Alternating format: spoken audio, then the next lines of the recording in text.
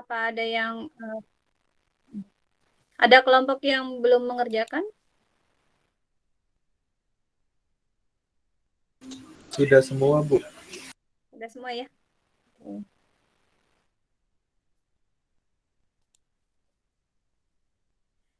Baik. Hari ini kita akan belajar tentang apa stres ya, emosi stres eh, dan apa namanya kesehatan ya, hubungan antara emosi stres dan kesehatan. Akan saya share dulu screen-nya.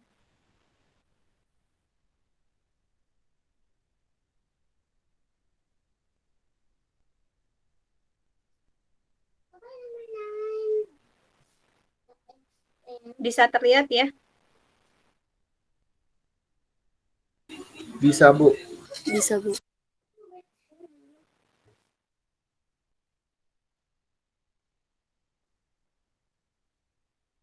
Oke, hari ini emosi stres dan kesehatan.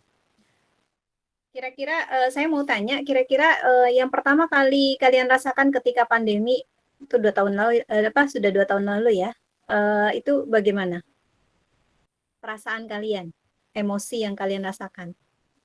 Jenuh, Bu. Jenuh ya, nggak bisa ketemu sama teman-teman ya, Iya, Bu. dan kalian juga selama kuliah di Mercu Buana juga belum pernah ketemu ya? Beberapa doang, Bu. Beberapa doang, Bu. Udah. Beberapa aja ya. Kalau untuk teman satu angkatan belum ya? Kalau tidak salah ada berapa satu angkatan itu mungkin 100 lebih kali ya di angkatan kalian itu. Iya, Bu. Iya, oke. Mm-mm. Nah, apa ada rasa stres selama mengikuti kuliah? Udah mau 1 semester nih ya. Udah terbiasa, Bu. Sudah terbiasa dengan pelajaran online ya? Sama materinya sih, Bu. Oh, sama materinya. Oke, berarti psikologi nggak terlalu susah ya? Alhamdulillah enggak, Bu. Nggak, ya alhamdulillah nggak ya, Malik ya. Oke, baik. Kita masuk ke pembahasan ya. Oke. Biopsikologi tentang emosi ya di zaman dulu ya dikhususkan atau dikonsentrasikan pada pokok bahasan tentang ketakutan. Ya, kenapa? Karena ternyata rasa takut itu adalah emosi yang paling mudah boleh yang paling mudah disimpulkan dari perilaku berbagai macam spesies ya. Jadi kalau binatang takut ya, kemudian juga apalagi manusia ya, pasti itu akan terlihat sekali dari ekspresi wajahnya ya atau dari sikap-sikap tubuhnya ya. Mungkin kalau kucing takut dia akan langsung mencari tempat bersembunyi atau mengerutkan badan gitu, atau kalau misalnya ketemu sama orang yang dia suka dia langsung menempel di orang tersebut gitu ya, dan mengeong-ngeong ya, mengungkapkan rasa takutnya. Nah itu adalah uh, apa namanya perilaku yang mudah disimpulkan dari berbagai macam spesies ya. Kemudian ketakutan juga sebenarnya memainkan fungsi adaptif penting dalam motivasi untuk menghindari situasi yang mengancam. Jadi ternyata rasa takut itu juga satu hal yang penting karena dengan adanya rasa takut tersebut kita bisa mencari jalan ya untuk menghindari situasi yang mengancam atau situasi yang membahayakan. Jadi kalau ada orang yang nggak punya rasa takut justru berbahaya sebenarnya karena kadang-kadang ada kejahatan, ada bahaya yang mengancam dia tidak merasakan gitu. Jadi rasa takut itu sebenarnya satu hal yang penting dan memang dibutuhkan oleh manusia. Tapi ketakutan kronis, ya ketakutan yang terus-menerus gitu ya, itu bisa menyebabkan stres. Takut terhadap apa saja gitu ya, bisa takut terhadap kadang-kadang terhadap apa hal-hal kecil ya, eh, misalnya takut terhadap serangga ya, itu kan sebenarnya ketakutan-ketakutan kecil gitu ya. Tapi kalau misalnya sering ya, sering terjadi, membuat orang akan menjadi stres gitu ya, karena menghadapi ketakutan-ketakutan. Ada juga orang yang seperti itu, takut ini itu gitu ya, kemudian khawatir, merasa cemas ya kan. Kecemasan itu juga kan akarnya dari ketakutan ya, ketakutan terhadap berbagai macam hal yang sebenarnya belum tentu akan terjadi. Ya. Misalnya mungkin kalau kalian nanti sudah masuk kuliah gitu ya, secara offline, mungkin ada rasa takut ya gimana ya teman-teman saya nanti mereka bisa menerima saya atau tidak gitu ya. Eh, saya takutnya teman-temannya apa namanya eh, eh, kurang baik gitu misalnya. Meskipun ya segala sesuatu bisa terjadi ya di kampus gitu ya. Tetapi tetap saja ketika ketakutan itu menghantui kita ya, dan itu sering terjadi berkali-kali, maka akan menyebabkan stres pada seseorang. Kemudian ada peristiwa-peristiwa penting ya terhadap penelitian tentang ketakutan ini ya. Misalnya eh, kasus Phineas Gage ya, Phineas Gage ya. Phineas Gage ini adalah seorang insinyur ya kalau nggak salah ya. Bentar ya.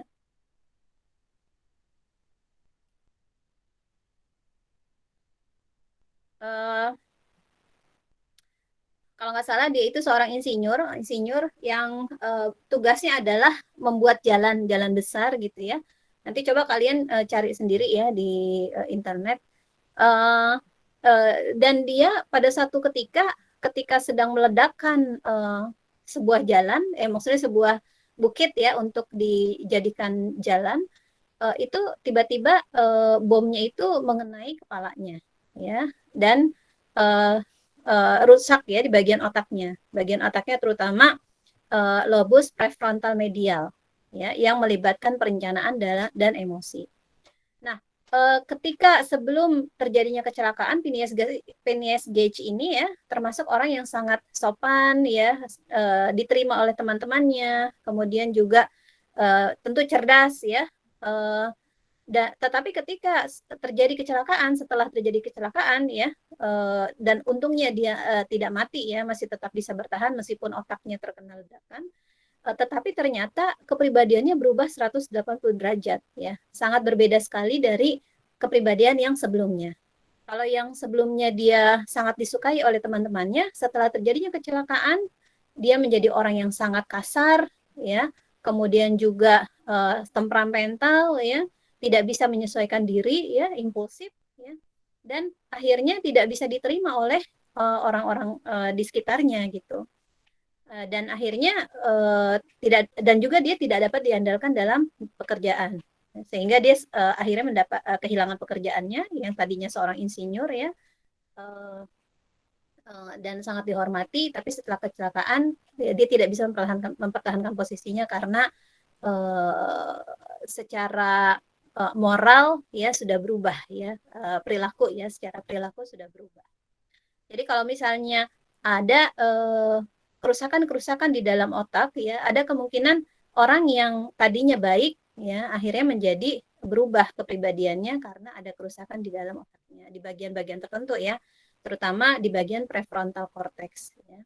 Prefrontal itu kan bagian depan di kepala kita yang dia bekerja dalam hal moral ya, kemudian juga membuat keputusan-keputusan, empati itu adanya juga di prefrontal cortex kita. Nah, kemudian di tahun ya 1872 diluncurkan buku Darwin yang berjudul The Expression of Emotion in Man and Animals ya. Jadi ada ekspresi emosi pada manusia dan binatang ya. Kalau Darwin kan percaya kalau manusia itu keturunan monyet ya, keturunan uh, apa namanya simpanse ya. Tetapi kemudian makanya dia juga mengeluarkan buku-buku yang mungkin yang seperti ini gitu ya, ada hubungannya seperti itu. Nah, dia mencoba membandingkan spesies-spesies ya antara manusia dengan animals atau binatang ya. Jadi ada beberapa ide pokok ya yang dikeluarkan di dalam bukunya. Yang pertama, ekspresi emosi berevolusi dari perilaku-perilaku yang menunjukkan perilaku apa yang mungkin akan dilakukan oleh seekor binatang setelah kejadian tertentu ya, apa namanya, pengalaman tertentu. Kayak misalnya ada seekor binatang ya, ketika dia bertemu dengan manusia yang apa namanya, membawa pistol dan berusaha untuk melukainya, maka apa yang dilakukan oleh binatang tersebut? Ya, misalnya lari bersembunyi gitu ya, sehingga dia tidak terkena tembakan ya, atau ya kalau misalnya dia ternyata bisa selamat dari dengan melakukan perilaku tersebut, maka perilaku-perilaku itu akan dipertahankan gitu ya. Bila sinyal-sinyal yang diberikan oleh perilaku semacam ini menguntungkan binatang yang memperlihatkannya, maka perilaku itu akan berevolusi, ya, akan diturunkan kepada keturunannya. Ya. Kemudian ada the principle of antithesis, pesan berlawanan dilakukan dengan sinyal atau postur tubuh yang berlawanan. Ya. Di sini contohnya misalnya sikap mengancam pada hewan ya, pada hewan tertentu ya. Awalnya menghadap ke lawan, berdiri tegak, dan memperlihatkan senjata yang dimiliki adalah komponen-komponen pada tahap awal pertempuran. Tapi begitu begitu lawan memahami bahwa perilaku itu sebagai sinyal agresi yang akan menyusul setelah itu, lalu apa namanya, dia mengungkapkan sikap agresinya itu kan ya, dengan berdiri tegak, kemudian juga mungkin kalau apa namanya, dengan mengeluarkan taring-taringnya gitu ya. Nah, itu akan dilihat ya oleh lawannya, dan dia benar-benar siap bertempur ya. Nah, ketika ternyata dia bisa menakut-nakuti lawannya dengan sikap seperti itu, maka itu akan berevolusi, akan diturunkan kepada anak-anaknya gitu ya. Nah, kemudian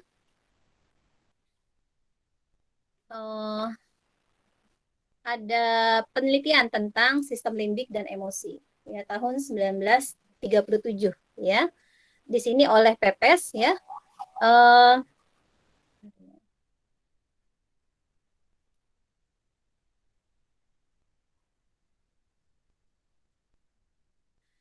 Pepes mengatakan bahwa ekspresi emosional itu dikontrol oleh beberapa struktur neural yang saling berhubungan ya, yang disebut dengan sistem limbik. Kita udah pernah belajar ya tentang sistem limbik, bahwa ini sangat erat hubungannya dengan motivasi ya berperilaku pada manusia.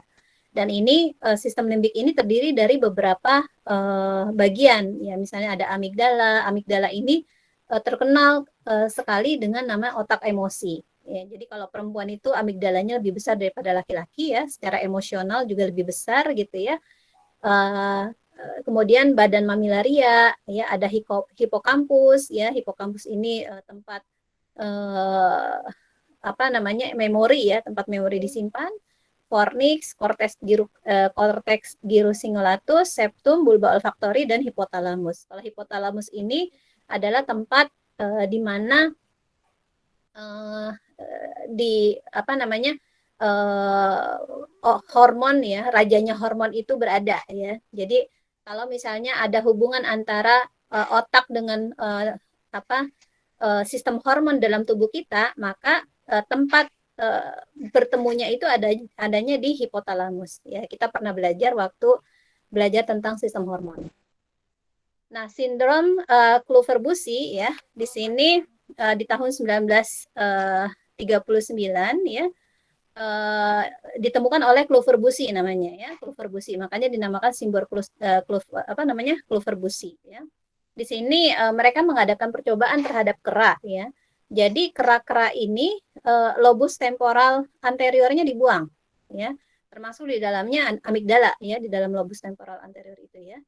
Nah, kera-kera tersebut mengkonsumsi hampir semua makanan ya. Aktivitas seksualnya meningkat, kecenderungan meneliti ulang objek-objek yang sudah dikenalnya, meneliti objek dengan mulut, dan tidak punya rasa takut ya. Jadi di sini sindrom kebanyakan gejala sindrom Kluver-Bucy tampaknya merupakan akibat dari kerusakan amigdala. Jadi amigdala rusak kemudian dipotong ya, lobus temporal anteriornya dibuang juga ya. Jadi kan kalau lobus temporal anterior kan adanya di atasnya, sedangkan yang amigdala itu ada di dalamnya ya, di bagian otak bagian dalam. Nah, eh, ini dibuang gitu ya. Maka kera-kera ini ternyata akan menghasilkan perilaku seperti yang ada di sini ya, di hasil dari penelitian ini. Jadi terutama ya mereka itu ternyata nggak punya rasa takut sama sekali, ya seperti itu. Kira-kira ada yang mau tidak memiliki rasa takut? Berarti kalau misalnya kita nggak punya rasa takut, nggak bisa beradaptasi juga dong, Bu? Kalau kita nggak punya rasa takut, berarti kita sebenarnya bukan nggak bisa beradaptasi, tapi kita tidak peka terhadap bahaya. Ya, jadi apapun kita lakukan gitu, misalnya kompor lagi ada air yang lagi mendidih ya, karena kita nggak punya rasa takut ya kita masukin aja tangannya kita ke dalam kompor tersebut gitu, ke dalam air yang mendidih itu gitu, seperti itu. Padahal kan rasa takut itu kan juga sesuatu yang penting kan untuk kita bisa survive gitu, survival ya, melakukan survival. Jadi Bu, kepekaan itu nggak ada hubungannya sama adaptasi ya Bu? Kepekaan. Setiap orang pasti punya rasa takut, tapi apakah dia bisa mengatasi rasa takutnya dengan hal yang rasional atau tidak? Ya, jadi terlalu takut itu juga masalah, tapi terlalu tidak takut atau bahkan sama sekali nggak takut itu juga bermasalah gitu. Setiap orang harus punya rasa takut gitu ya, minimal untuk bisa survive kan. Kalau misalnya dia nggak punya rasa takut ya, apalagi tadi kan amigdalanya kan rusak ya, amigdala itu kan otak emosinya rusak gitu ya. Kalau dia nggak punya emosi ya, berarti dia hanya melakukan sesuatu itu berdasarkan pertimbangan rasional gitu. Nggak mungkin kan, manusia itu kan nggak mungkin memutuskan sesuatu hanya dengan rasio aja gitu. Jadi misalnya kalau orang yang memutuskan sesuatu hanya dengan rasio, kemungkinan dia akan menjadi orang yang kejam, baik terhadap dirinya sendiri maupun terhadap orang lain, ya kan? Tapi kalau misalnya dia punya emosi, ya maka dan dia mengikut sertakan emosinya itu ke dalam proses berpikirnya, ya maka dia akan menjadi orang yang seimbang. Dia punya rasa takut, punya rasa khawatir, ya. Ketika dia punya rasa takut atau punya rasa khawatir, misalnya khawatir gagal nih ya, maka dia akan belajar sungguh-sungguh misalnya supaya dia nggak gagal, ya. Dia akan berlatih serius gitu ya ketika mau presentasi supaya dia nggak gagal dalam presentasinya, seperti itu. Jadi memang kita harus punya kehidupan memanfaatkan otak kita itu dengan seimbang antara otak rasional kita atau otak depan kita, prefrontal cortex kita, dengan otak emosi kita ya. Otak emosi itu sebenarnya amigdala hanya sebagian saja ya, yang tadi itu sistem limbik ya. Sistem limbik itu merupakan bagian yang bagian yang tadi ya berhubungan dengan motivasi seseorang untuk berperilaku ya. Gitu ya Malik. Siap Bu, dimengerti. Terima kasih Bu. Ya, sama-sama. Nah, kemudian ada lagi teori James Lange ya. Di sini dia mengatakan bahwa aktivitas dan perilaku otonom yang dipicu oleh kejadian emosional, misalnya detak jantung yang cepat dan melarikan diri, menghasilkan perasaan emosi dan bukan sebaliknya. Jadi kalau dia agak aneh gitu ya, teori yang dikeluarkan, dia pikir ketika kita melakukan sesuatu maka emosi akan mengikuti gitu. Makanya kan kalau misalnya sekarang gimana caranya supaya kita bahagia gitu, ada orang yang memberikan saran setiap pagi kamu bangun dan menghadap cermin dan tersenyum gitu, maka biasanya dengan kita tersenyum itu akan mempengaruhi keseluruhan emosi dalam diri kita gitu. Jadi memaksakan diri kita untuk merasakan emosi tertentu seperti itu. Jadi dia bilang aktivitas dan perilaku otonom yang dipicu oleh kejadian emosional. Kalau di sini misalnya detak jantung yang cepat ya. Misalnya ketika ada orang menghadapi situasi tertentu, ketika dia kemudian tiba-tiba lari, itu ternyata akan menghasilkan rasa takut justru, bukan bukan menenangkan gitu ya. Jadi ekspresi emosi ya, suatu aktivitas yang dilakukan karena kejadian tertentu itu akan menghasilkan emosi. Katanya begitu. Kalau si teori James Lang. Nah, teori Cannon-Bard itu pengalaman emosional dan ekspresi emosional sebagai proses-proses yang paralel dan tidak memiliki hubungan sebab akibat secara langsung. Jadi ada pengalaman emosi, ada ekspresi emosi ya. Pengalaman emosional misalnya nih ada apa namanya, orang yang sedang tertimpa musibah gitu. Misalnya ada anggota keluarga yang meninggal, itu kan pengalaman emosional ya. Nah, ekspresi emosional ada orang sedih, kemudian menangis gitu ya, bahkan mungkin teriak-teriak gitu. Itu sesuatu yang paralel, proses-proses yang paralel tapi nggak berhubungan gitu, nggak ada hubungannya gitu. Kadang-kadang mungkin mikirnya apa namanya, kita mikir begitu juga kali ya. Misalnya ada orang yang lagi sedih gitu ya, orang yang lagi sedih, terus kita datang ke mendekati gitu orang tersebut karena sedih yang sangat ya, apa namanya, air matanya bercucuran, kemudian dia nangisnya sesegukan, itu juga membangkitkan emosi kita gitu. Tapi bukan karena situasi, misalnya ada orang yang meninggal di dekat situ terus kita sedih gitu, tapi justru karena situasi yang apa namanya, orang-orang yang ada di sekitar kita sedih, kita jadi ikutan sedih seperti itu ya. Jadi katanya pengalaman emosional dan ekspresi emosional itu sebagai proses-proses yang paralel dan tidak memiliki hubungan sebab akibat secara langsung. Lalu tahun 1929 ya, si Cannon-Bard ini juga apa namanya, melakukan penelitian kucing-kucing yang korteksnya dibuang ya, ini kucing otaknya dibuang tapi masih bisa hidup gitu ya, kecuali hipotalamusnya. Hipotalamus itu kan tadi ya apa namanya, tempat yang menghubungkan antara hormon ya dengan proses-proses yang ada di otak ya, itu dibuang, merespon secara agresif terhadap provokasi yang sangat kecil sekalipun ya, atau disebut dengan same range ya. Jadi apa, kalau misalnya otaknya dibuang kecuali hipotalamusnya aja, nggak tahu masih bisa hidup apa enggak ya. Mungkin bagian otak atasnya kali ya yang dibuang gitu ya. Dan apa, ternyata sangat agresif jadinya.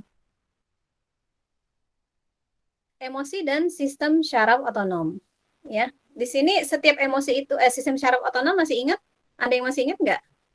Apakah sistem syaraf otonom itu ya? Ada sistem saraf pusat, sistem saraf tepi ya. Kalau sistem saraf tepi itu ada sistem saraf yang otonom ya. Nah, apakah sistem saraf otonom itu, pertanyaannya?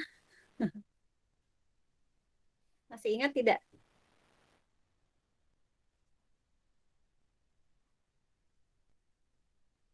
Ada yang tidak ingat? Ada yang ingat? Ada 68 orang, 58 orang ya yang hadir di sini. Izin menjawab, Bu. Oh ya, silakan Julius. Itu yang sistem saraf tapi bukan yang mengatur fungsi kayak apa, visceral tubuh atau apa gitu, yang terdiri dari ada batang otak sama hipotalamus gitu, bukan, Bu? Bukan. Oh, salah Ada ya? lagi? Iya, ada lagi yang mau coba jawab? Izin menjawab, Bu. Ya, silakan. Yang apa, saraf simpatik sama parasimpatik itu bukan, Bu? Saraf simpatik dengan parasimpatik itu sebagiannya, tapi bukan cuma itu. Ada lagi yang mau coba jawab?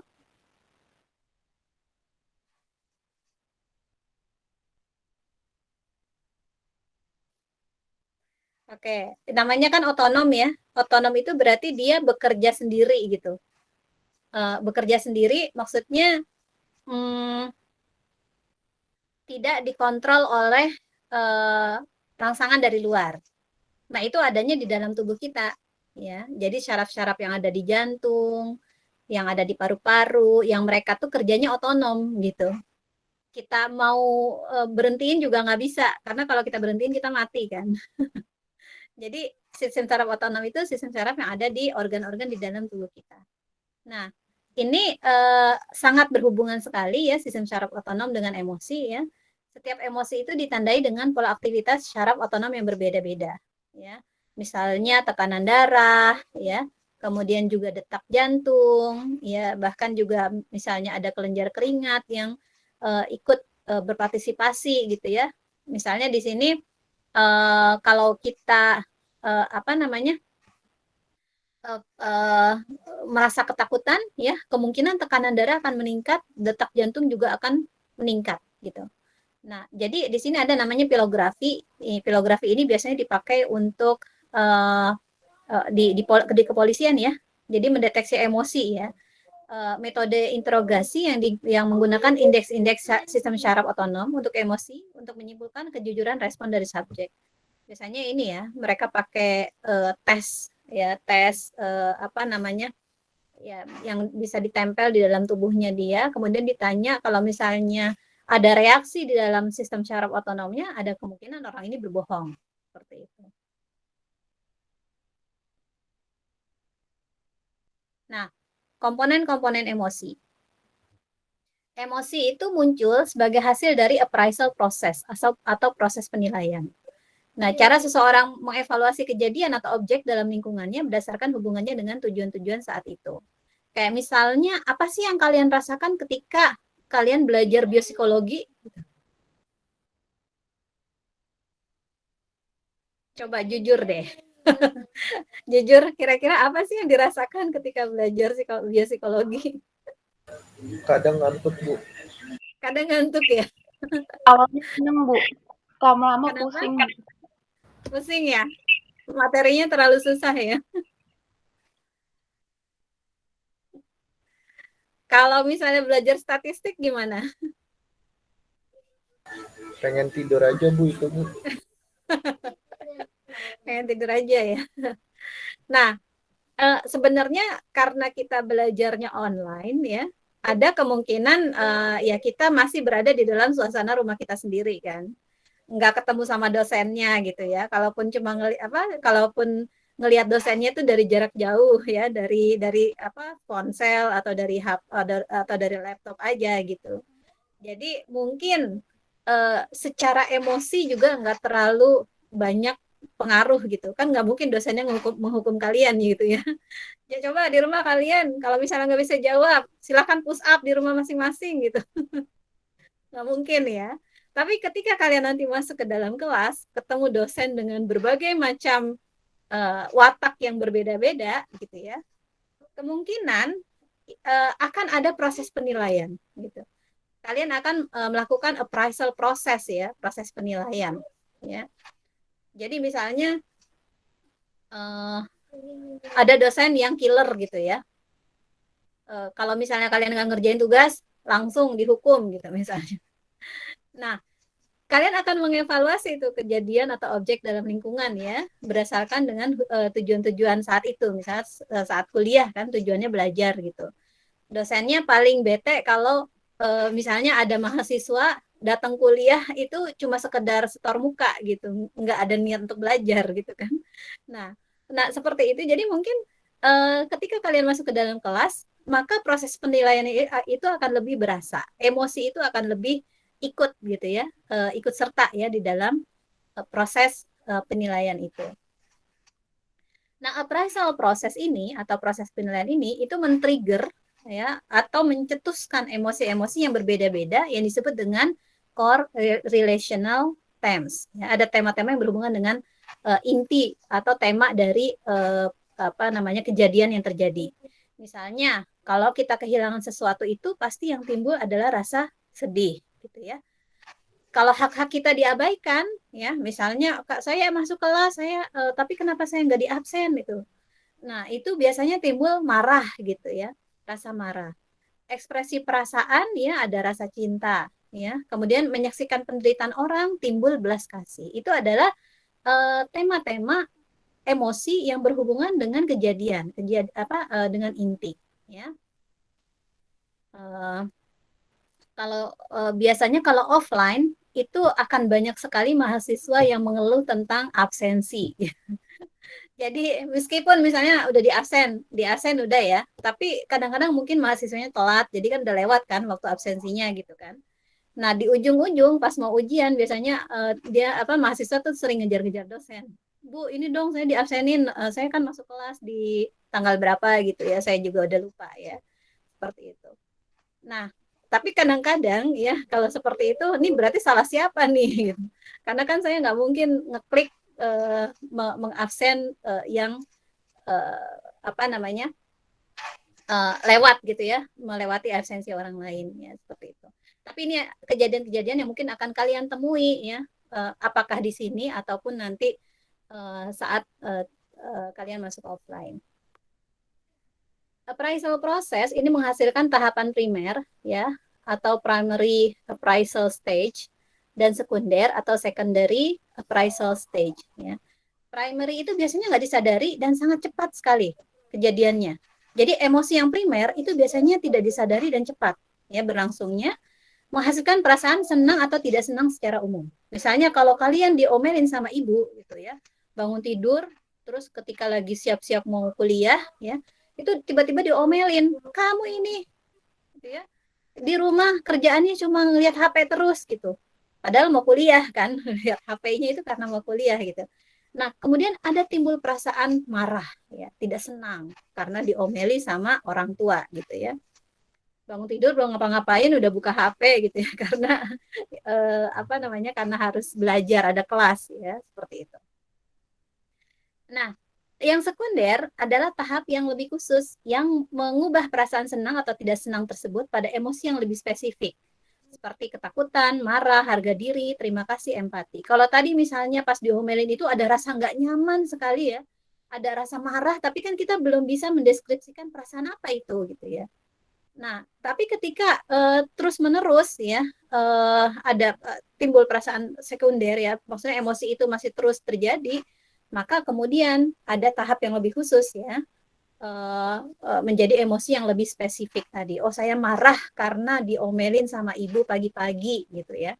Karena saya juga bangun kesiangan, belum ngapain gitu, belum cuci piring, belum bersih-bersih kamar ya. Tapi bangun langsung lihat HP, dan pantesan aja misalnya orang tuanya marah seperti itu. Ada nggak yang kejadian kayak gitu? Ada, Bu. Ada ya. Oke. Nah, lalu appraisal proses adalah membuat emosi berlangsung. Ya, tadi ya tahap penilaian tadi itu membuat emosi itu berlangsung gitu ya. Oh, jadi apa namanya? Karena misalnya dosen memarahi saya karena nggak mengumpulkan tugas, maka saya menjadi penilaiannya ya akhirnya membuat emosi marah atau sedih ya. Melibatkan beberapa respon sistem di otak dan menghasilkan beberapa neurotransmitter ya di otak kita ya. Kalau dopamin dan oksitosin ini kira-kira apa neurotransmitter yang jenis apa ini yang membuat kita merasa apa? Kemarin kan udah ngerjain tugas ya, pasti bisa nih yang ngerjain tugas. Dopamin dan oksitosin. Terutama dopamin deh kalau yang kemarin itu. Dopamin neurotransmitter yang bisa menghasilkan perasaan apa? Bahagia, Bu. Senang, bahagia. Bahagia. Ya, dopamin, senang. Ya kalau misalnya kita apa namanya melakukan sesuatu yang kita sukai gitu ya, biasanya dopaminnya keluar. Nonton film Korea gitu ya, dopaminnya keluar gitu ya. Kalau oksitosin itu lebih ke perasaan cinta ya, kasih sayang ya. Lalu mempengaruhi kerja di tubuh kita seperti sistem pernapasan, peredaran darah, ya, gerakan otot, bahkan sistem kekebalan tubuh. Kalau perasaannya emosinya emosi negatif seperti marah, sedih, kecewa gitu ya, itu yang akan keluar adalah hormon-hormon stres, ya, hormon stres. Dan hormon stres itu akan melemahkan ya, akan melemahkan daya tahan tubuh kita, ya, menyerang sistem kekebalan tubuh kita. Ya. Makanya kalau orang yang emosinya sering negatif, dia akan mudah sekali terkena penyakit, ya. Sebentar-sebentar flu, sebentar-sebentar sakit kepala gitu ya. Karena memang kekebalan tubuhnya itu diserang oleh perasaan-perasaan emosi negatif tadi, ya, seperti itu. Ini contoh misalnya saat orang bersimpati, ya, bagian orbitofrontal korteksnya dan preaqueductal gray ya itu aktif dan akhirnya detak jantungnya melambat, membuat seseorang itu memenuhi kebutuhan orang lain. Nah, kalau orang yang gampang bersimpati ternyata juga akan menyehatkan, justru menimbulkan hormon atau neurotransmitter oksitosinnya itu akan meningkat ya, dan kita akan mudah untuk memberikan kepada orang lain. Dan ketika kita menolong orang lain itu ternyata hormon-hormon bahagianya juga meningkat ya. Hormon-hormon otak ya, hormon-hormon bahagia yang dikeluarkan oleh otak juga meningkat. Makanya sering-sering menolong orang lain, maka hidup kita juga akan menjadi bahagia. Seperti itu. Dan ada juga penelitian-penelitian ya yang menghubungkan antara sedekah dengan tingkat kebahagiaan gitu ya. Kalau orang yang rajin bersedekah, rajin membantu orang miskin, ternyata hidupnya itu lebih bahagia. Lalu emosi dan ekspresi wajah. Ya. Orang dari budaya yang berbeda itu membuat ekspresi wajah yang serupa dalam situasi yang serupa. Ya, ternyata ada ekspresi-ekspresi wajah yang sifatnya primer. Misalnya ketika terkejut, marah, sedih, muak, takut, dan senang, itu ternyata orang sama di mana-mana ya di seluruh dunia. Apakah itu orang Jepang, apakah itu orang Indonesia, apakah itu orang Amerika, apakah itu orang Australia. Ketika mengalami emosi-emosi seperti ini, maka ekspresi-ekspresi primernya keluar. Meskipun mungkin ya ada tingkat ketajaman dan kekurang tajaman dari ekspresi primer tersebut ya. Misalnya kalau orang Korea ternyata lebih ekspresif daripada orang Jepang meskipun sama-sama putih, sama-sama sipit gitu ya. Seperti itu. Lalu facial feedback hipotesis. Itu ekspresi wajah kita mempengaruhi pengalaman emosional kita. Ya. Nah, ini juga salah satu teori yang mungkin sekarang diterapkan gitu ya oleh kebanyakan motivator. Kalau misalnya kita sedang bersedih gitu ya, jangan tiduran di kasur sambil mengkerut gitu ya, sambil nggak melakukan apa-apa. Tapi bangun, semangat, berdiri di depan cermin dan berusaha untuk tersenyum gitu. Jadi ekspresi wajah kita mempengaruhi pengalaman emosional kita. Makanya tadi kalau bangun pagi, kalau kita mau hari kita menyenangkan, bangun pagi langsung turun, kemudian tersenyum, bahkan kalau perlu gitu ya, kita tekan tombol lagu yang semangat gitu ya. Jangan lagu-lagu yang membuat kita loyo ya. Lagu tentang putus cinta itu kan loyo ya. Kalau pagi-pagi itu kita membuat tambah kita emosinya jadi negatif, seperti itu. Lalu universalitas ekspresi wajah ini tadi sebenarnya sama ya. Jadi penelitian tentang ekspresi wajah dari Ekman dan Wallace ini misalnya marah, jijik, takut, bahagia, sedih, dan kaget itu sama ya. Kesamaan ekspresi antara simpanse dengan kita. Jadi otot wajah mereka mirip sekali dengan manusia. Jadi kalau misalnya emosi tertentu itu ekspresinya mirip ya. Misalnya ekspresi marah ya tadi ya, sedih, bahagia itu katanya ekspresinya mirip. Lalu ekspresi bangga atlet buta yang menang ya pada Olimpiade sama dengan sama orang yang tidak buta ya. Ya, misalnya meskipun dia misalnya butanya dari sejak lahir ya, nggak pernah melihat ekspresi wajah orang manapun, tapi ternyata ketika orang itu bahagia ekspresinya sama dengan orang yang tidak buta. Kita masuk ke sampai sini ada yang mau didiskusikan? Lanjut dulu. Lanjut aja, Bu. Lanjut dulu ya.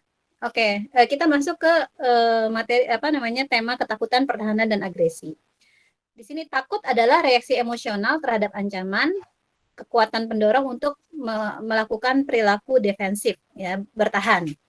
Ya. Dan perilaku defensif adalah perilaku yang fungsi utamanya untuk melindungi organisme atau melindungi makhluk hidup ya dari ancaman atau bahaya. Ya, makanya tadi dari awal saya sudah bilang bahwa rasa takut itu adalah sesuatu yang penting, yang harus dimiliki. Makanya kalau misalnya kita sama anak kecil, ya nggak boleh juga kita nakut-nakutin mereka gitu ya. Maka mereka jadi sangat penakut gitu ya. Tetapi kalau misalnya kita bilang jangan takut, ya kita juga nggak rasional juga misalnya. Kan kadang-kadang ada tuh ya orang tua yang melarang anaknya nangis gitu misalnya. Padahal ekspresi nangis adalah ekspresi emosional yang sangat penting supaya kita jadi balance lagi gitu. Misalnya anak laki-laki nggak boleh nangis ya, Sampai sekarang misalnya anak laki-laki disuruh nggak boleh nangis. Jadi anak laki-laki adalah makhluk hidup yang sangat sulit untuk mengekspresikan emosinya, terutama ketika sedih. Ya, kasihan.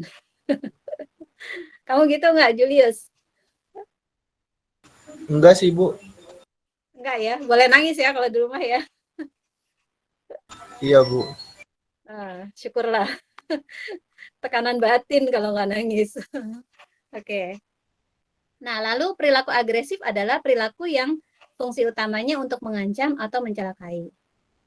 Ya, konsep-konsep di sini ada tempat target ya, perilaku agresif dan defensif seekor binatang seringkali dirancang untuk menyerang tempat-tempat tertentu di tubuh binatang lain sambil melindungi tempat-tempat tertentu di tubuhnya sendiri. Kalau misalnya kita mungkin ya, kalau di film ya pernah ngelihat anjing berantem ya, itu biasanya mereka nyerang bagian pantatnya gitu ya, sambil mau ini ya, sambil sama-sama muter-muter untuk menyerang bagian yang paling sulit untuk dipertahankan gitu, seperti itu. Agresi dan testosteron ya, testosteron ini apa namanya ya, hormon yang ada pada laki-laki ya. Testosteron ya sebenarnya perempuan juga ada tapi tidak banyak ya. Testosteron meningkatkan agresi sosial pada jantan di banyak spesies ya. Agresi banyak berkurang dengan kastrasi pada spesies yang sama. Kastrasi itu maksudnya ketika apa namanya bagian yang menghasilkan testosteronnya dipotong gitu ya. Maka kan itu kan berarti kalau pada jantan itu ya, itu bagian yang bulat itu ya yang menghasilkan hormon testosteron. Nah, pada beberapa spesies, kastrasi tidak memiliki efek pada agresi sosial, sedangkan pada yang lainnya mengurangi agresi. Lalu hubungan antara agresi dengan kadar testosteron ini masih sulit untuk dijelaskan ya, karena keterlibatan dalam kegiatan agresif itu sendiri menaikkan kadar testosteron seseorang. Jadi kalau misalnya ada orang yang suka melakukan tinju atau melakukan kekerasan, biasanya kadar testosteronnya itu tinggi. Tapi beberapa studi ya, perilaku kriminal laki-laki yang kasar dan atlet laki-laki yang agresif itu cenderung memiliki kadar testosteron yang lebih tinggi dibandingkan yang normal. Tapi ini mungkin menunjukkan perilaku agresifnya justru meningkatkan testosteron, bukan karena sebaliknya. Seperti itu. Lalu mekanisme neural untuk pengkondisian ketakutan. Nah, ini ada satu penelitian yang ini sangat terkenal sekali penelitiannya tentang Little Albert ya.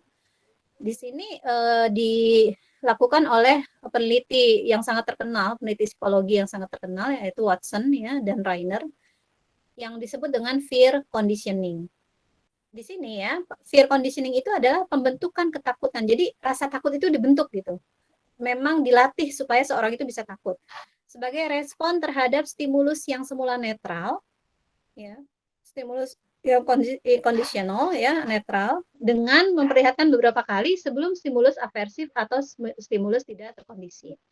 Misalnya kalau contoh di Little Albert ini, dia itu dikasih stimulus yang netral, yaitu kelinci ya, kelinci putih ya, entah itu boneka kelinci putih atau asli ya kelinci putih. Nah, awalnya kan netral ya, itu tidak menimbulkan rasa takut, bahkan bayi itu sangat senang dengan yang lembut gitu ya, yang berbulu lembut seperti itu. Tapi lama-lama ketika si apa namanya kemunculan si kelinci putih ini itu diiringi dengan suara yang menakutkan ya, yang membuat si Albert ini kaget.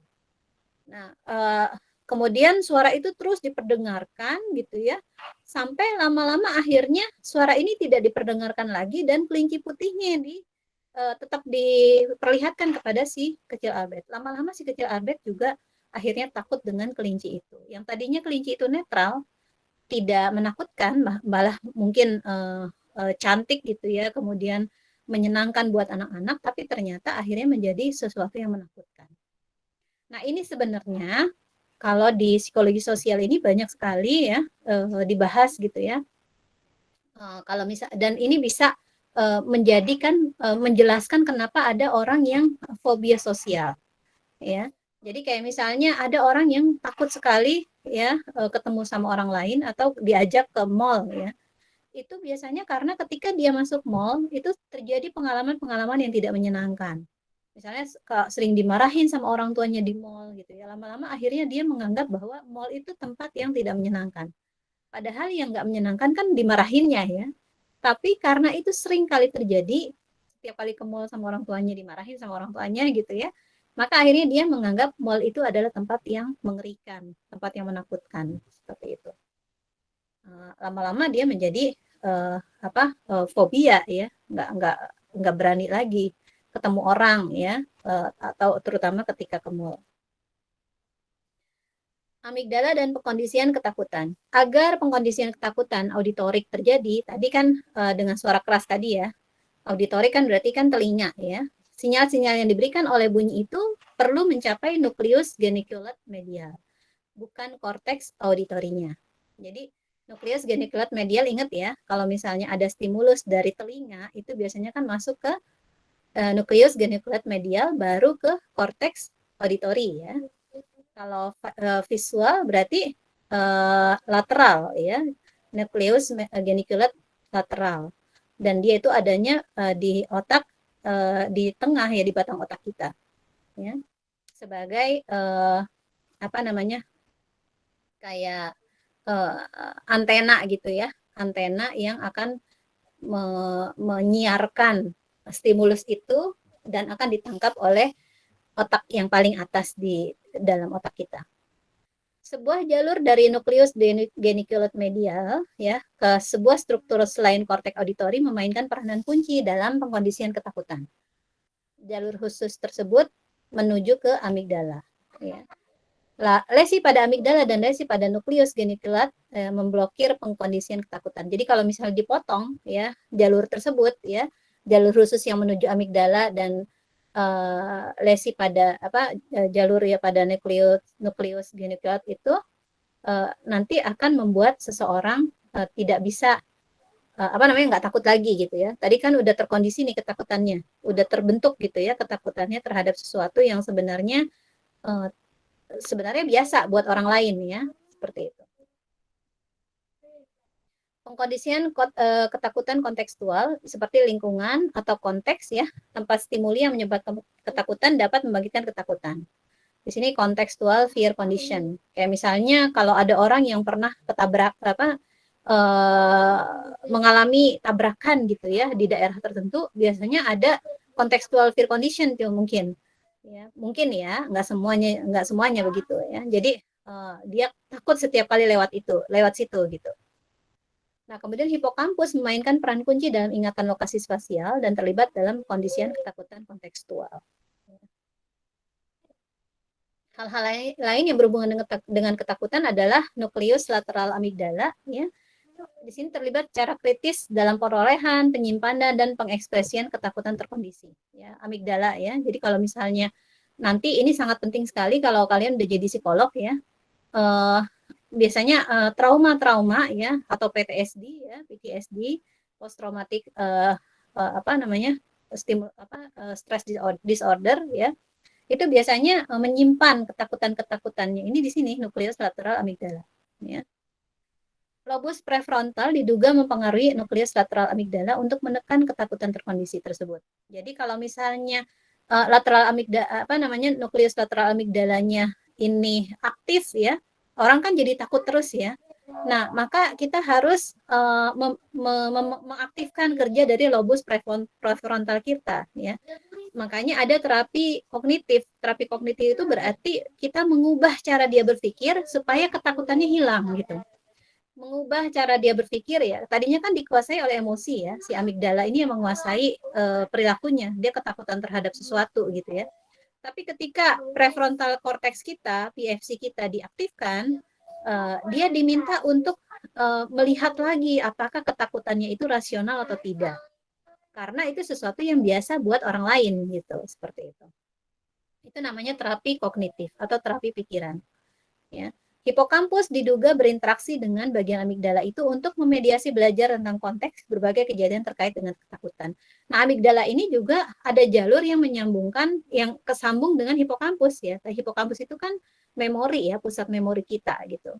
Di mana memori-memori kita, terutama memori spasial itu tersimpan gitu, konteks ya, tempat ya di mana kejadian-kejadian yang tidak menyenangkan itu berada, itu disimpan di hipokampus. Makanya dia akan sangat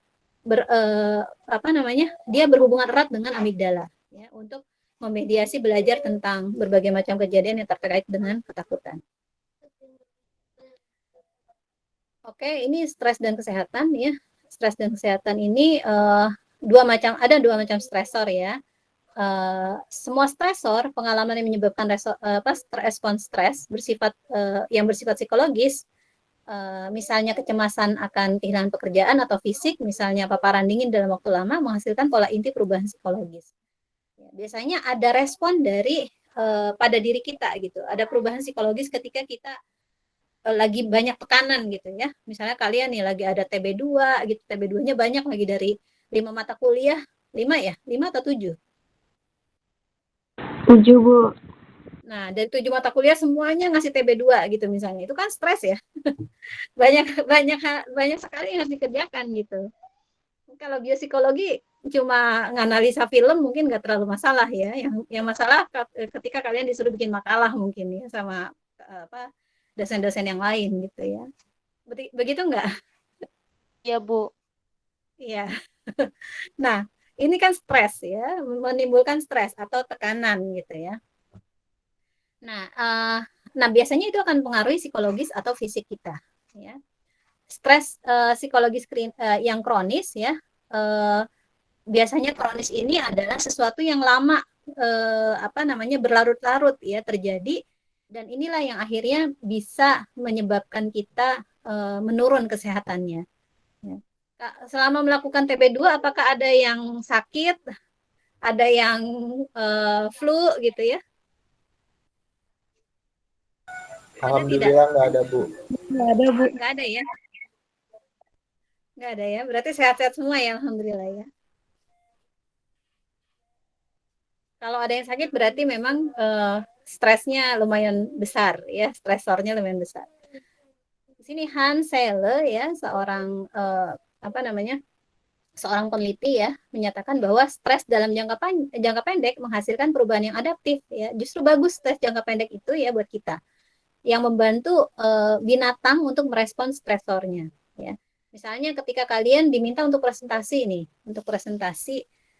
kan stres ya, tekanan sebenarnya. Tetapi ketika kalian bekerja keras untuk mengatasi stres tersebut, itu justru menjadi sesuatu yang bagus buat diri kita.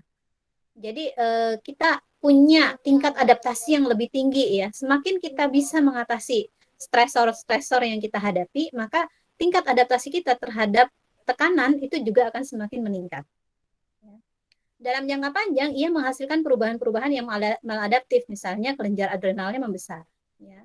Di sini ada hormon stres ya, ACTH, adrenokortikotropik hormon ya, dan pituitary anterior memicu pelepasan glukokortikoid dari korteks adrenal atau di pinggang kita, di ginjal ya.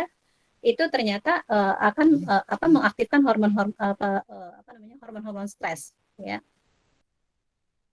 Stresor juga mengaktifkan sistem saraf simpatik ya, meningkatkan jumlah epinefrin dan norepinefrin dari medula adrenal. Dan respons stres itu kompleks serta bervariasi dan tergantung juga stresornya, kapan waktunya, sifat orang yang mengalami stres, dan bagaimana reaksinya terhadap stresor.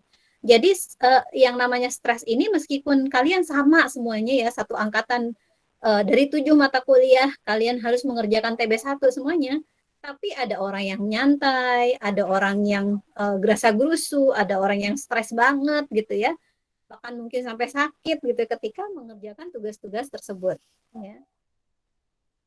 Nah, stresor yang singkat meningkatkan kadar sitokin dalam darah. Ya, sitokin adalah sekelompok hormon peptida yang dilepaskan oleh banyak sel dan berpartisipasi di berbagai respon fisiologis yang menyebabkan inflamasi atau peradangan dan demam. Ya, jadi kalau misalnya banyak sitokin ya di dalam darah kita, maka bisa terjadi inflamasi atau peradangan ya, dan kita jadi demam karena terlalu banyak stresor. Nah, di sini ada namanya psikoneuroimunologi ya. Psikoneuroimunologi adalah ilmu yang mempelajari tentang interaksi antara faktor psikologis, sistem syaraf, dan sistem kekebalan tubuh. Nah, kalau bicara tentang kekebalan tubuh ya pada mamalia ya atau kita juga ya, termasuk mamalia juga kan ya menyusui gitu ya, memiliki sistem kekebalan bawaan dan sistem kekebalan adaptif.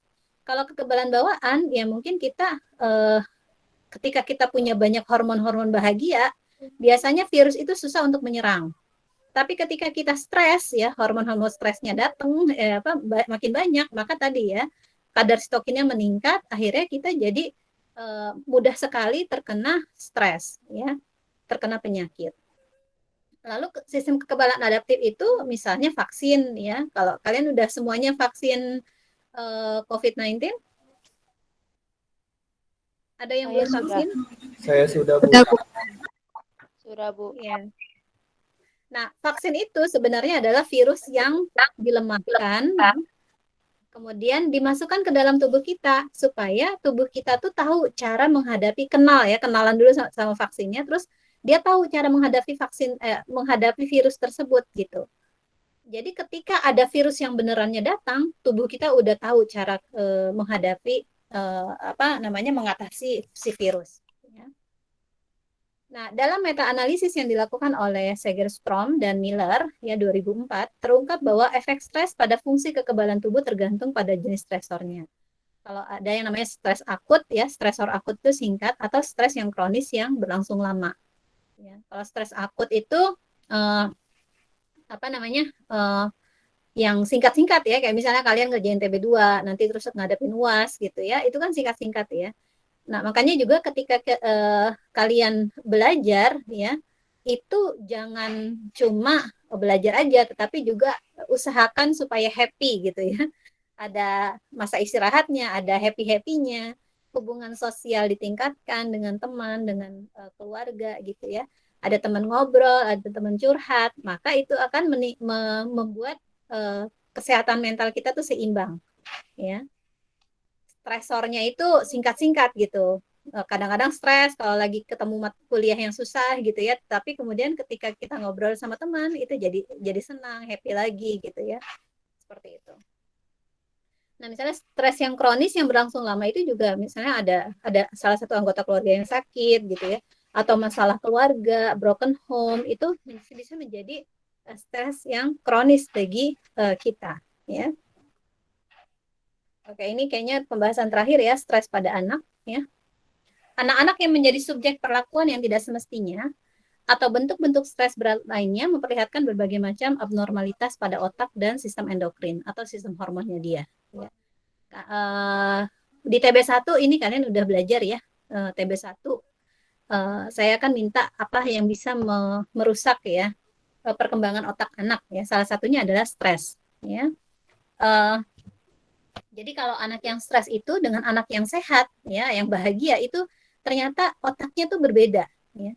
Kalau otak anak yang stres itu kelihatan ya apa namanya uh, uh, neurotransmitternya ya atau sinaps-sinapsnya itu tidak bagus gitu ya pertumbuhannya. Tapi kalau anak yang happy, yang bahagia, biasanya pertumbuhan sinapsnya tuh rapat dan kuat dan bagus banyak gitu seperti itu. Penelitian tentang efek-efek perawatan di usia dini dan perkembangan neural dan perilaku anak tikus ya ternyata juga penting karena menggambarkan dengan sangat baik tentang transmisi epigenetik.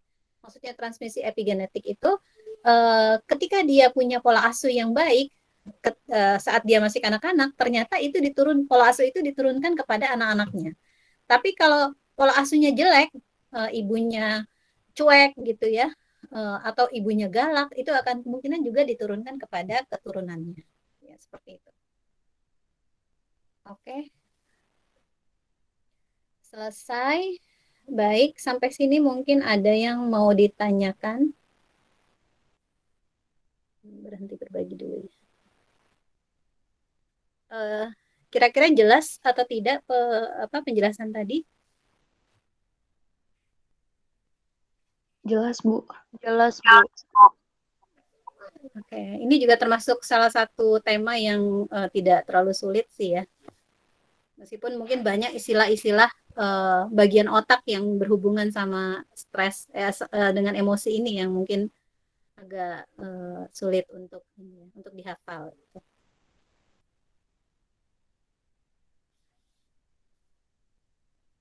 Oke, ada yang mau ditanyakan? Iya Ibu, saya mau tanya. Jadi kalau kan kita kan sering banget di masyarakat tuh nemuin orang yang mudah emosi gitu-gitu. Nah terus kadang ada teman-temannya yang ngomong kayak jangan cepet emosi dong jadi orang gitu-gitu. Padahal kan sebenarnya kalau di dalam diri kita sendiri kan siapa sih yang pengen jadi emosional jadi orang gitu. Cuman dapat saran-saran kayak gitu tuh jadinya nggak membantu orang yang emosional. Jadi sebaiknya orang emosional ini harus dikasih maksudnya dikasih advice atau gimana ya Bu kita sebagai teman gitu. Oke, ini sebenarnya ada hubungannya materi ini dengan materi kecerdasan emosi. Kalian udah baca belum ya materinya? Memang waktu itu kita nggak ada kelas ya, karena saya pikir ini materinya nggak terlalu sulit, jadi silahkan dibaca sendiri gitu ya. Memang kita semua pasti punya emosi gitu ya.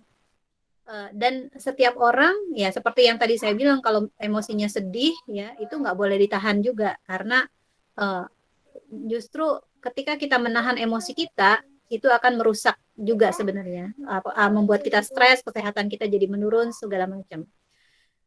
Tetapi emosi itu juga perlu diatur.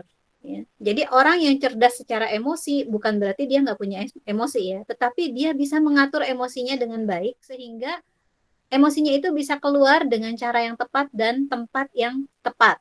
Ya. Sikon yang tepat, situasi dan kondisi yang tepat, gitu ya. Kenapa kita harus mengatur emosi kita? Ya, tadi kan emosi itu ada yang primer, ada yang sekunder ya. Ketika primer itu kita seperti ketika kejadian itu terjadi, maka kita langsung naik ya, emosinya naik misalnya, marah gitu ya.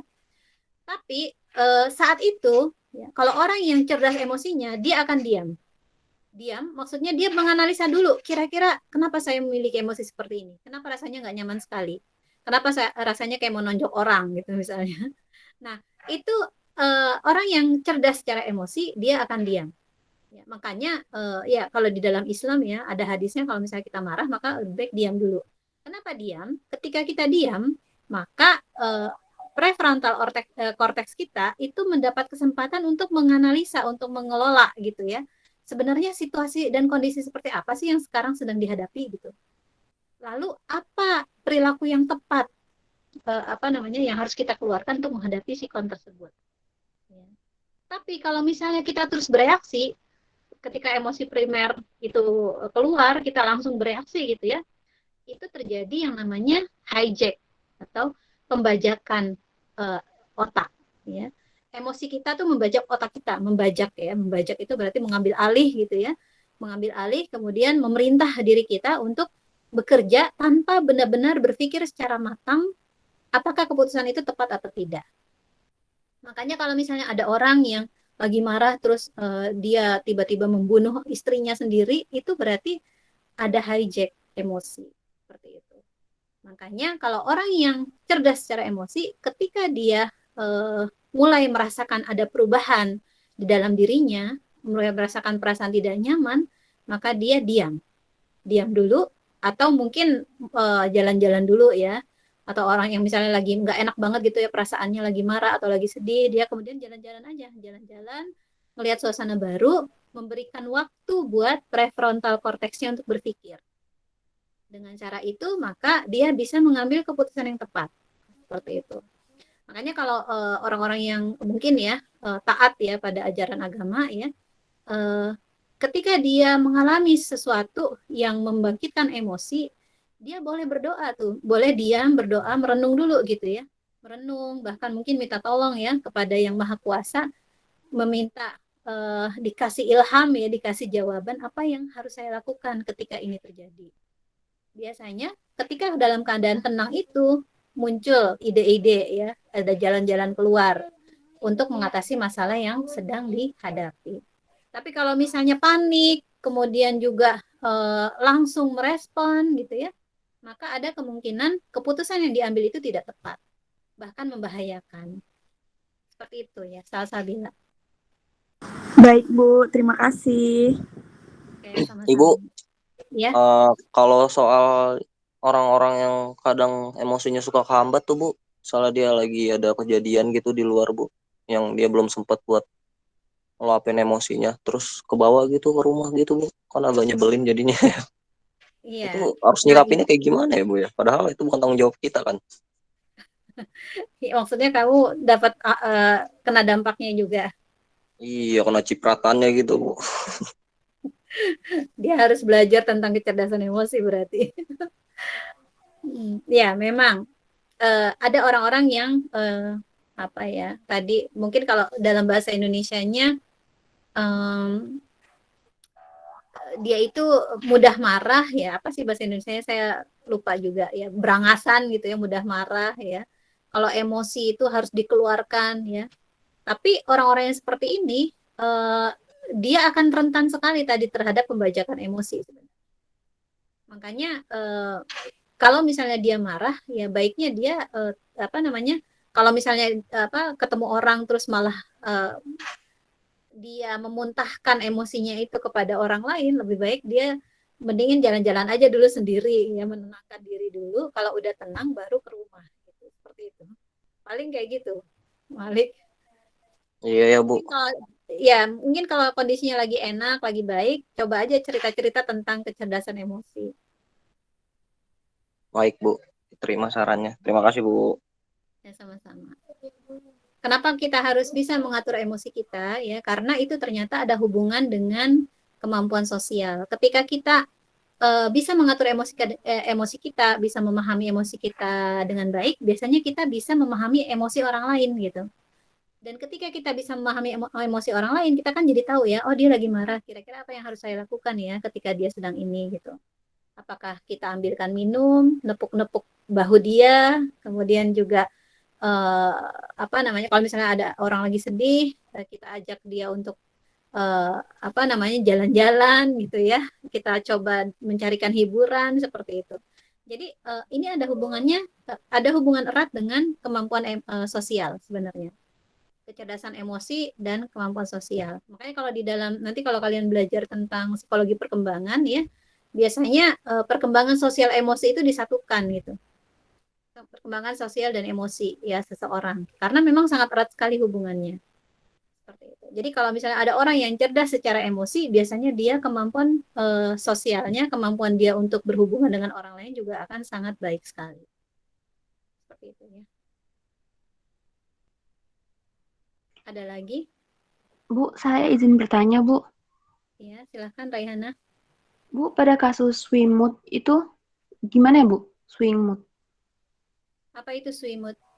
Kayak orang yang kemudian, Bu. Maksudnya moodnya cepat Mood berubah swing kadang. ya? Iya, mood swing. Iya, mood swing.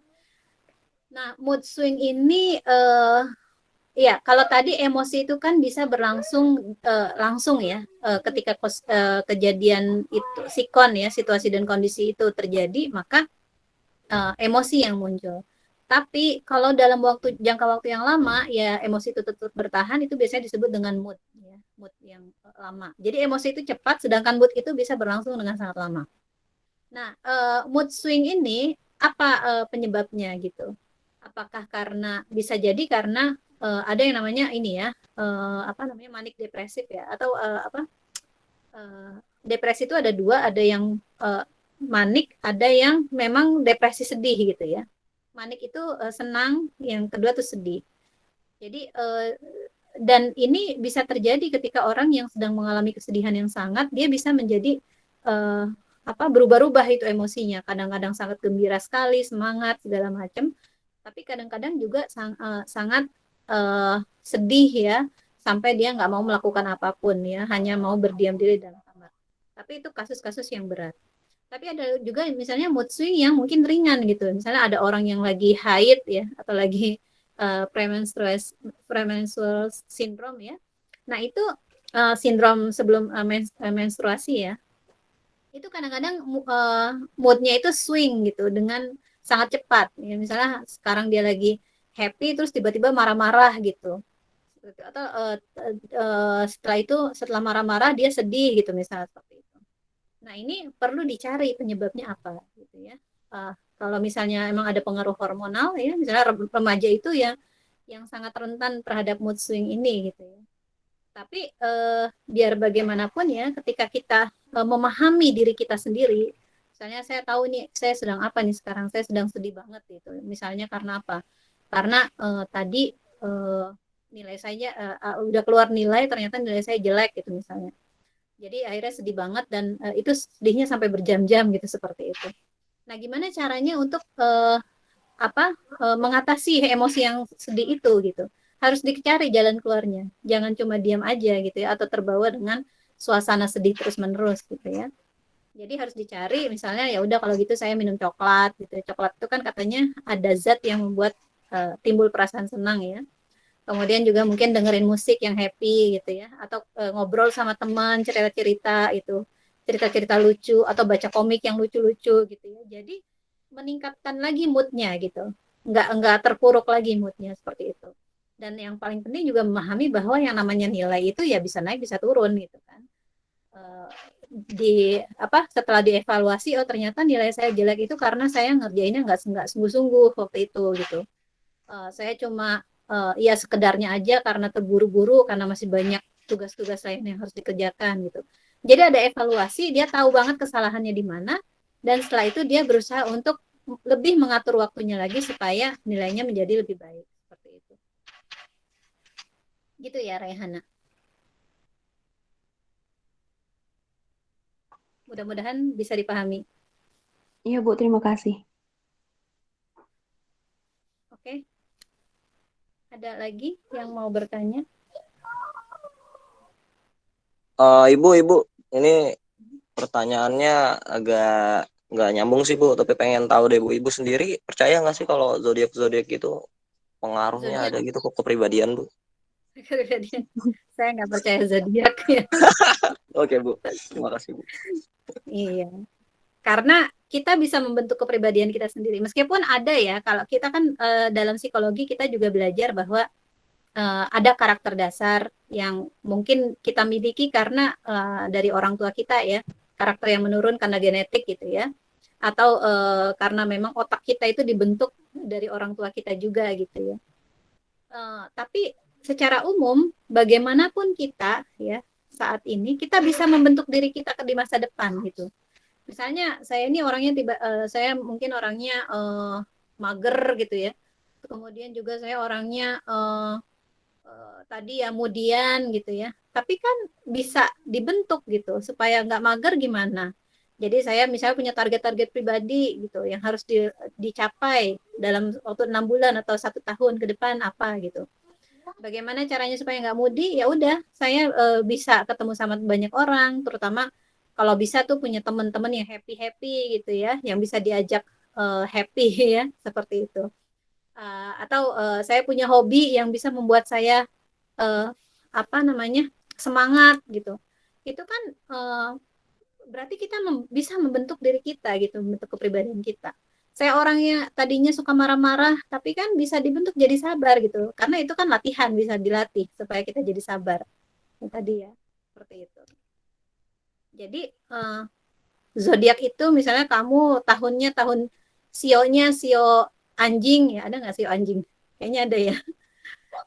Terus jadi orangnya harus kayak gini, pasti kayak gini, kayak gini, kayak gini gitu. Cocoknya sama sio apa gitu misalnya.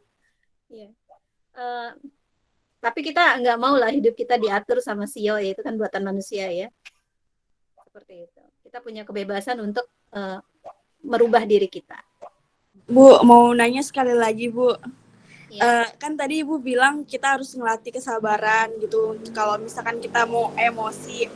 Nah, sedangkan kadang terjadi juga gini, ada temen yang kayak ngelatih kita emosi itu tapi dibikin tambah emosi gitu, Bu. Jadi dia tuh sengaja buat kita marah biar kita tuh sabar gitu. Padahal kan dengan mereka kayak gitu kan mereka bikin tambah kita emosi yang ada kita bener-bener terus-terusan emosi kan ya, Bu. Iya. ya kita harus percaya bahwa setiap diri kita tuh cobaan bagi orang lain juga ya. Dan memang apapun yang dilakukan oleh orang lain sebenarnya bagaimana respon kita itu tergantung kita kan, terserah kita gitu. Misalnya mereka bikin kita emosi gitu, berusaha supaya untuk bikin kita emosi, tapi kan kita punya kebebasan untuk menentukan kita emosi apa enggak gitu kan. Misalnya nih, saya suka karena anak saya tuh ada omnya yang dia suka banget godain anak kecil gitu kan. Saya bilang ke anak saya, kalau kamu marah, digodain, terus kamu teriak-teriak, yang godain malah tambah seneng godain kamu gitu. Tapi kalau kamu cuek aja, diem aja, terus ya udah pergi aja tinggalin orang itu, dia kan pasti kan bete juga kan. Susah-susah godain tapi nggak ada efeknya gitu, seperti itu. Jadi memang apapun yang dilakukan oleh orang lain, yang penting adalah respon kita gitu. Begitu nggak? Iya Bu, cuman kan namanya kita orang dewasa kadang diledek-ledekin karena susah emosi gitu kan, suka emosi, jadi kayak sengaja nih dibikin marah biar coba mau lihat tahan apa enggak nih dia buat nggak emosi gitu. Iseng banget kayak nggak punya kerjaan lain. Orang. Ya, kalau gitu berarti memang tugasnya Salsabila supaya bisa menahan emosi ketika digodain. Itu jadi lucu-lucuan aja dia godain supaya kita marah, ya udah dilawan dengan humor aja gitu. Oke Bu, makasih Bu. Ya, sama-sama. Oke, ada lagi?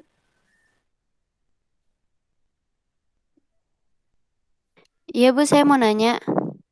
Ya, Rin. Di modul itu ada bagian paling akhir stres pada usia dini ya.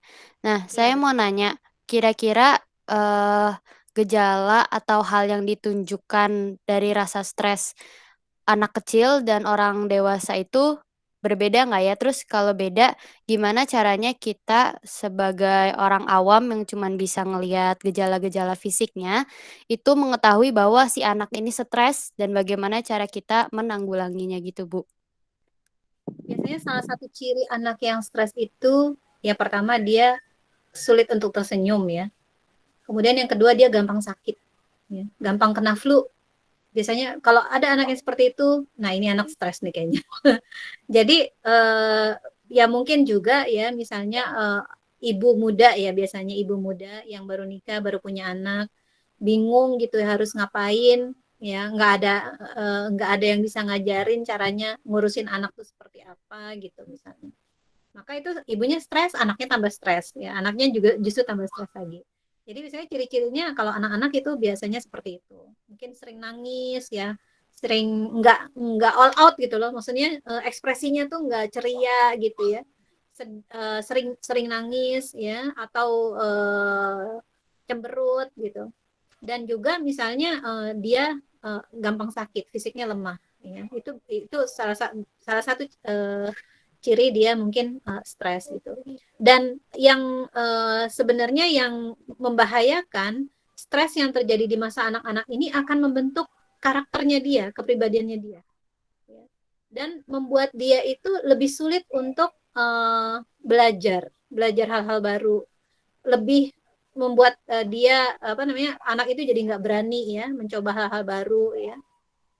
Kemudian juga karena ketika dia stres terus tidak ada yang memeluk ya, menghilangkan stresnya itu gitu ya, maka dia akan di mana-mana itu sering merasa tidak nyaman ya, adaptasinya juga tidak baik jadinya seperti itu. Ketakutan juga ya, kalau ke sekolah takut ya, takut nggak bisa, takut belajar hal baru ya, dan pasti ya tidak happy gitu ya anak yang seperti itu. Dan seperti yang tadi saya bilang, ternyata perkembangan otaknya juga anak yang sering stres itu bisa merusak perkembangan otaknya gitu. Kalau misalnya dilihat antara otak anak yang sehat dengan otak anak yang stres, itu ternyata berbeda sekali. Dari segi tadi ya, sinapsisnya ya. Sinapsis itu kan jaringan-jaringan yang menghubungkan neurotransmitter ya. Itu kalau anak yang sehat, dia itu bagus sekali, rapat jaringannya gitu ya. Kemudian juga lebih kuat gitu. Tapi kalau anak-anak yang stres itu ternyata enggak serapat itu ya, kadang-kadang juga bolong-bolong gitu ya. Dan itu juga akan mempengaruhi dia ketika dia belajar nanti gitu. Akan sulit untuk menerima materi seperti itu. Jadi efeknya itu yang berbahaya sebenarnya ya buat perkembangan anak. Nah, kalau orang dewasa itu ya stres ya biasanya itu tadi karena akan mempengaruhi kesehatan terutama ya. Atau juga mungkin ya berarti kalau misalnya stresnya terus-menerus dia akan kesehatan mentalnya bisa breakdown gitu ya, dan akhirnya dia apa namanya ya mengalami kesedihan ya, kecemasan ya, macam-macam sih ya efeknya kalau untuk orang dewasa juga seperti itu. Oke, baik Bu, terima kasih. Ya, sama-sama. Oke. Baik, ini kita satu kali pertemuan lagi. Mudah-mudahan pekan depan bisa ini ya, bisa kelas online lagi ya. Terakhir itu tentang pola makan ya. Nah, ini juga tantangan ini buat saya. Apalagi selama kita pandemi ya, selama pandemi jarang keluar. Ya. Kurang bergerak juga, ya itu juga ternyata sangat berbahaya sekali buat kesehatan kita ya secara fisik. Seperti itu. Baik, kalau tidak ada pertanyaan lagi, mungkin kita cukupkan ya sampai sini. Stop recording dulu, biar nggak